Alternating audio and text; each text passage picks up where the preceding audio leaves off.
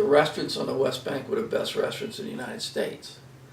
You had, I think it was LaRousse, was a major restaurant. It was written up all over. Mosca's, I can remember reading about Mosca's in 1981 as I was flying to the inauguration of Reagan, that they had a little airplane magazine, you know, like you always read, talking about Mosca's being such a great place. You had Visco's was a rocking and rolling place. You had another place on Bourbon Highway that was French cuisine where people come in from Belle Chase and Venice and places like that. You had Ruth's Chris Steakhouse that picked up.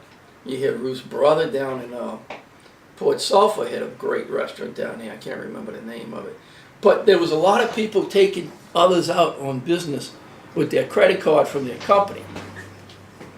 So as I remember the history, sometime in about 1982, I was with a real estate developer, and we were in the Visco's bar that had just opened, and it was Friday afternoon. And back in those days, you know, you could afford on a Friday afternoon to take off if you had your own business. Take off, go to lunch, have a few drinks with people.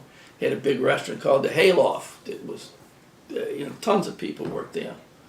And I remember the young girls that were very pretty that worked there. I said, well, where y'all from? Because they didn't look like New Orleans girls. They were blonde and blue-eyed. We didn't have a whole lot of those around here. But they were all from Ohio. And I said, what are y'all doing from Ohio here? Well, business was bad in Ohio. And they had to come down here to find employment. They came from families that didn't have a world of money, and they worked as waitresses or whatever. And it was just kind of interesting to me to see the influx of people from all over the country that were down in this area working. And this is before '82.